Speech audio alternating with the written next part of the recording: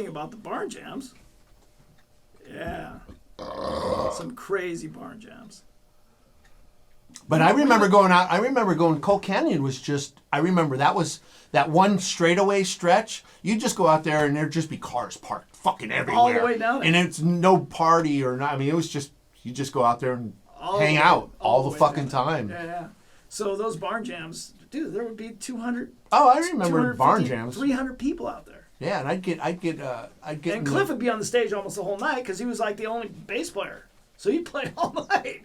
I mean, and we played. And it was the barn jam. It's a fucking dirty, rotten, stinky fucking. They actually built a stage barn. inside the barn, and dude, that's just how parties were, though. I mean, I was talking about. Well, I was talking about the straightaway out Coal Canyon. Even if you weren't having an event out there at the property. Oh, people would just go out to the straightaway was just where you'd and hang. you just fucking went out there and there was just cars parked fucking everywhere. Hey, do you remember I'd be going out into town? It's like, hey, there's a party. Cool. Yeah, exactly. And cruise over here. That whole fucking little straightaway stretch, and just you that went and out a there. hire house. For me when I was a kid. Hire house. Hire house. Everyone would meet at hire house. That's a whole different fucking ballgame. And then right they there, were like, "Where's the party tonight?" Oh, well, there's one over on Lamson. Okay. And yeah, the we hire go over house there, is a whole. And Van different... Blarkum was probably playing. Yeah, Doug. And I mean, I remember just sitting at his feet, just going, exactly. Huh? Oh, Cliff? Yeah, just going like, what the? I wouldn't even look at Jimmy, even they would fucking wail too, but I'd just be like, they were really into the long jams. What is going on here? So dude, it would go on for hours. One riff. Any? Okay. Hey. So I listened to Faith No More's first fucking album, right? Better? Listen to and there's a song called Woodpecker from Mars, and I listen to the song and go, oh yeah, Jim, that's our barn jam song, and he goes, fuck man, everything's our barn jam song. So okay. But it's like, didn't we just play that? You remember like that 10 song years ago? that Jim made up at Buffalo Bill's when I couldn't make it? I was sick one night, and Jim filled Yeah, in. that's a Mexican sandwich. Mexican sandwich, yeah. Did you know that, Mike told me this as of recent. He said that the reason that Jimmy got into Faith No More was Cliff. Cliff is why we all got into everything. Well, no, Cliff Well, they were in Easy Street together, right? Yeah, but Cliff went, but Mike was already doing the stuff, and Cliff went to Mike and said, Mike went to Cliff and said, dude, give Jimmy a job. And he's like, yeah, just give Jimmy a job. He needs something to do. He needs a job. Yep. So Cliff was the one that got Jimmy. Yep, that's true Jimmy story. is go noodle, professional. I mean, yeah, dude. And Faith No More. Remember when we used to go up to the lake? shit.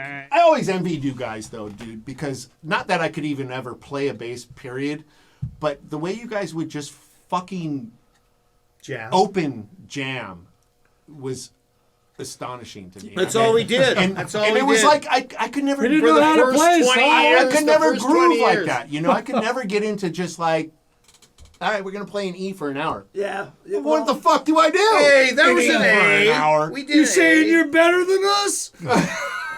I can't even play the fucking bass. Mike used to get pissed at the end before he's finally got into Faith No More. So we would do jams. We did a jam at my house, and he would just tear his hands up, dude. I mean, he'd have just like holes all over his hands from playing with me and Cliff. And then at the end, he'd be sitting there with his drums, and his hands are all bleeding. And he'd look down, and he goes, "I hate jamming." I mean, it's been so many years, and he's been gone for so long. But just to think back and just how fortunate, Dude, when we jam, we were to be able to play with when that we guy. jam in this room, it's still the same fucking thing. We spew, and we spew like we did in the barn. It's the same thing. We've been doing this for 40 fucking years. Is it 40 years? Yeah. Am I exaggerating? Is it 35 years? No. And it's still the same jam as it was then. And you haven't gotten any better. And we haven't gotten any better. But if Cliff was here, we would have.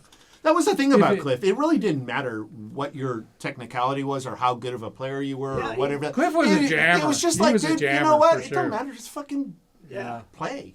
dude. Exactly. You know, didn't really fucking. I saw him at Yeah, the totally. very beginning. I jammed with him up at Mike's house at the very beginning when those guys were just starting to play. And I didn't know what I was doing.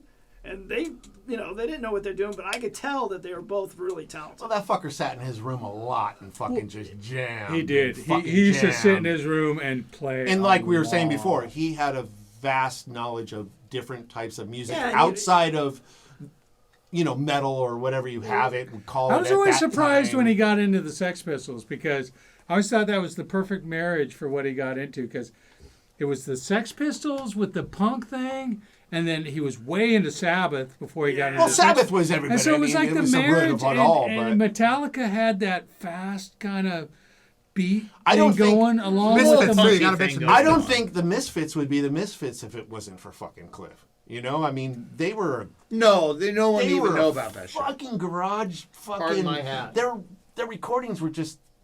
I mean, and then Cliff pretty much brought that out to the vast knowledge of everybody. I mean, Some of you people here in Castro Valley might not know who I am, but Cliff Burton did. I first heard about Cliff Burton from kids that worked in my machine shop coming in saying, "Did you see the guy in Metallica? He always has your shirt on." And no one ever represented us better than Cliff Burton. Unfortunately, a few years after that, we lost him, and I never got to meet him or thank him. So it is with my sincere honor and great gratitude to him and his family that here in Castro Valley, I welcome you to the first Cliff Burton Day. Big metal. He saw stuff that other people didn't see. And like you said, the Bach influences, I mean, I go, what about Mozart? And he goes, Mozart's a fucking Bach composed 500 times more music than but you than can Mozart. tell on a lot of the recordings where he inputted. Yeah, it's classical I mean, shit. you can it's- hear his It's influence in classical there. shit, which he derived into his own sound. I always think back and going like, what would have Metallica been if he would have still been with us? Yeah. I mean, those guys probably would have come to a whole different It would have been realm interesting to I see don't their know. Playing. trajectory. What with would you know- any of us? What would Yeah. any of us be jamming if Cliff was still jamming alongside I of mean, us? they say that about Jimi Hendrix too, and you can put Jimi Hendrix and Cliff in the same sentence. Pretty much, mean, because he was like the it's first dude to come that- out and do the lead bass, man. Definitely. It's I mean, it's he was the that first dude. fucking huge, and to come out of this little hole in the wall that we fucking Castro call Castro Valley, and it wasn't that Hey, far but on down you the guys, road. don't we all wonder about? I mean, all our jams with Cliff. Don't we all wonder about what our jams with Cliff would have been If we had 20 talent, years ago? I mean, 30 years ago, 20 years ago, 10 years ago. today. To If today. you could call I Cliff mean, we up would have now and had. say, "Hey, Cliff, man, We would have had You know what? decades The thing of is, this though, shit. the thing is, no matter how big that band would have or It is would or always been whatever, the same. he would have ended up still in that fucking bottom No, we apartment. still would have been in his at the fucking bar. goddamn fucking room, no, calling no. you up, We'd driving be, the fucking we'd be over at his Volkswagen. Pat Marin, Whatever, with but- his $2-3 million Pat and But Marin. I'm saying he'd still be wearing the Playing in fucking his goddamn basement. bell bottoms. Well, that's true. And he still would have remembered all of us and still been. Well, remember all He of was us. the most down to earth No, I mean as far as motherfucker there. dude, he ever. always when you come back from tour, he always call me every time. Come on over, man, let's jam every time. Well, and I that's go over because there. that's all we did. That's how we Yeah. fucking grew up. Yeah, Of Yeah. course. But I remember he goes, Tony, man, I think I finally made it. I'm like, really? He goes, yeah, I'm eating Stofers on the road now. And then he came back from a tour with Ozzy. He invites me over. He goes, yeah, I just got back from a tour with, I guess they were Blizzard of Oz or whatever. They were playing with him. And he comes in, and I'm like, Cliff. Of course, I have a million questions for him about Ozzy. And the first question I ask him, I go, Cliff, so what's Ozzy like? And he looks at me and he goes, he's a dawdling old fool. Remember this? And that was way back the then. dawdling thing. That tour, I think, is what really fucking broke those fuckers. So Oh yeah, definitely. that tour is what. Sure. Yeah, made him huge. Well, I mean, it was coming no matter what, dude. They were it was just something so new and just so energetic. It just blew your face off, man. I mean, it was The amazing. Black Sabbath of the era. Yeah, well, yeah, basically. I used to take Cliff in my car, go get smoke pot, put on Sabotage. And we would in my car, I just had an 8-track tape with the Sabotage. And then I taped over Creedence Clearwater Revival and put Sabotage on it. Stuff that into the 8-track, and we just crank That's it. fucking sacrilegious, smoke pot, man. and just listen to the whole album. Was this in the Impala? No, this was in the my Mach 1, 69 Mach 1, yeah. Yeah, and that was another reason they liked me, because I had a cool car. I don't know. He had a couple bucks in his pocket, and he still drove that fucking goddamn Oh, yeah. Volkswagen. Cliff around. never had a cool car, He actually. was never. He didn't really want to drive, really, to tell you the truth. I don't think he liked driving very much. Yeah, I He don't drank think so and either. fucking smoked a lot of pot He all didn't the like time. driving. He really didn't like driving that much. Well, he he did it when he loved had me. to. He loved me. That's driving. why he fucking hit me up, because his car would be out front of that fucking goddamn El Cerrito Yeah, pad. yeah. He'd go, Dean, give me a ride home. I'm like, Yep. dude, your fucking car's right out He front. didn't like to He goes, drive. you know what? I'll come get it tomorrow. Yeah, he didn't like to drive. I'm like, I remember that. all Other guys right. like to drive. Who does? I do And the trust me, being a fucking 17-year-old driving fucking Cliff, I mean, because at this point, Cliff was like Yeah, a he's Bay Area fucking icon, Dude, and I was like, big time. he was driving the Volkswagen. Volkswagen. With like green a fucking hatchback It was a wagon. Volkswagen? Yeah. I call it the remember that grasshopper. thing. Yeah. Yeah, it had that beat up fucking cooler in the back of it that never fucking. The steering wheel. The steering wheel that was halfway there. Cliff, man. He was all about music. The steering wheel was He halfway didn't- gone. He didn't really care about anything else. Yeah, that's right. He didn't. didn't. I mean, he lived. He He did. lived and breathed it. He excelled in a short period of time. I mean, I don't think he started playing until he was 14 years old, and then by the time he's like 21, he's in Metallica. Or even before. But even that. when even in the early days, he was like playing the high schools. He was fucking shredding back then. I mean, it was just Seen it. remarkable the Yeah. shit he was doing on a bass. No one had ever fucking imagined that. It's like fit. He went and he got a Sun Beta bass, and he went to Guitar Center in San Francisco. I went with him, and he bought a Sun Beta bass, and it was badass. It was like 150 watts or something. The and top of the line he was for the playing year. And then a couple months later, I went back and I bought a Sun Beta Lead. Exact same Just because thing. Cliff bought a Sun Beta. Well, yeah. They were Yeah, loud. And I still, Hey, that thing is still sitting out at the They were right loud. now. They were loud. They were loud, but they Loud. sounded god awful. Oh, they were terrible. They were Yeah, fucking they were just terrible. tinny and buzzy and Worse than customs, huh? oh, terrible. best thing I did was getting rid of that. Yeah, that thing. and Terrible. then I remember like looking. Cliff went on to like a Mesa Mesas. Boogie. It was like, Yeah. okay, Cliff's moved on.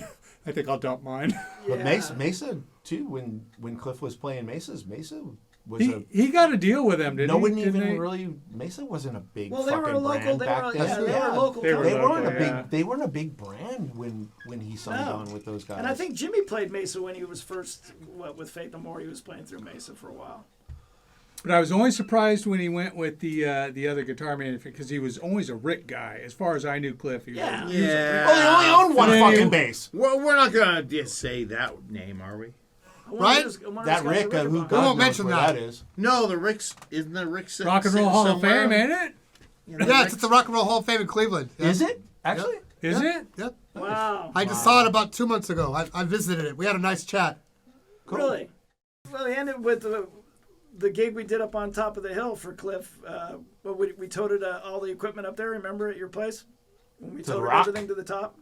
Well, we brought everybody up there that knew Cliff to the top of his. It was at hill. the. And I believe we brought a keg. I'm sure we Yes, did. we did. Yeah. Yes, no, I have pictures. And a generator. I have pictures. And Do you a have pictures? generator, Yes, I 'cause do. it's I'd all love to electric. see We did those, a yeah. jam It's for mostly me and my probably 3 drums. hours of Because I know we Falling were over. on that ridge. So and so we wait set a up like minute. some So wait, plywood. wait, and- hey, Wait, wait, wait, whoa, whoa. wait, wait, Somebody's wait, trying wait, to talk. Begin. So the barn was down on the mainland next to the on the flatlands. By the And cows. So you would take a good 10-minute, 15-minute ride up. No, the no, hill. no, no, no, no, no, 5 no, minutes. five. I don't know. I was a kid. I was stoned out of my gourd. Everything's It seemed fine. like fucking 15 Dude, minutes. the time warp was happening. Because then, I know buddy. every All I time remember I was was- there, all I know is every time I was there, I was like, take me to the top. Yeah. You could have walked there in You're up on 15. top of a hill. Oh, maybe that's why I Green did that hills first everywhere. ridge. So we brought generators, right? We brought Yeah, generators. we had to. Yeah, we brought Yeah, generator yeah. up And there. we had a couple pieces of plywood. I put my drum set down on. That's right. Yeah. And I remember my seat kept sliding. Oh, and I kept trying to play. Yeah, but it was all Riding just to to, Dean. I'd love to see sort those of pictures. commiserate with each other and remember Cliff, man. Told stories about him and hung out up there for hours. Smoked a lot of fucking Smoked pot. pot, drank a lot of beer, and had a good time, and just remembered him. It was always Yeah, that was very always good. Coors Yeah. Light.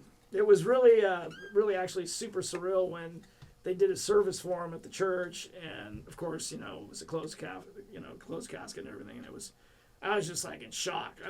I still Were you a I- pallbearer? No, I wasn't, but I was there, and I just remember sitting there like "Boo," the whole day. I mean, I didn't even know what to do, and then we went back to Jan and Ray's house, and they had the little spread, and the guys We drank from the Metallica keg, were and there, all the guys were Kegger. bruised up. All the Yeah, they were Metallica all- guys. And Yeah, all all that's the left guys now were- is Connie, right, from the family. Yes, Connie. And Connie's, she's up in that's Grass it. Valley still. Yes, Yes. she's up there. Yeah. Yeah. Right on. Well, you know what? There's stuff like this that keeps them alive, and it's amazing to be a part of it. I mean, I was just lucky to grow up in Castro Valley and become his friend, man. We We all all were. accidentally and had a very nice time. Yeah, we all were. I would give anything for him to still be alive. It's terrible that he's gone, but we keep him alive with our memories and stuff like this, man. It's amazing you guys do this stuff. It's great. It's awesome. Yeah, good job, thank Nick. you. Thank you. So anyway, yeah, Cliff. To Cliff. To Cliff. Burton! Yeah. Man.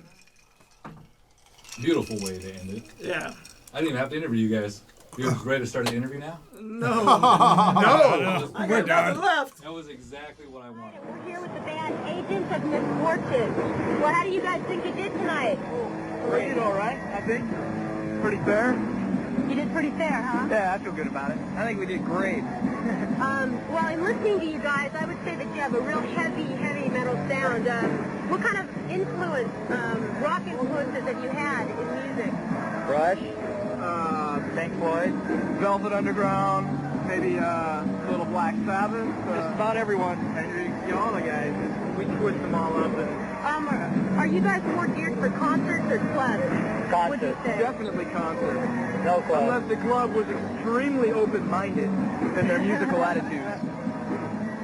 So what do you hope to get out of being here, auditioning at the Battle of the Bands? If you make it, I mean, what do you want out of this? Well, we've already accomplished our goal pretty much, wouldn't you guys say? I'd say so. If we had fun. If we happened to make the Battle of the Bands, it would be icing on the cake. So you guys are just here to have a good time and Show 'em share what's your on the other music side with of the people. fence. Yeah, just show them what's on the other side of the fence, yeah, by all means. Well, that's a really positive attitude, and this is Agents of Misfortune, and good luck, you guys. Thanks for being with us. Thanks.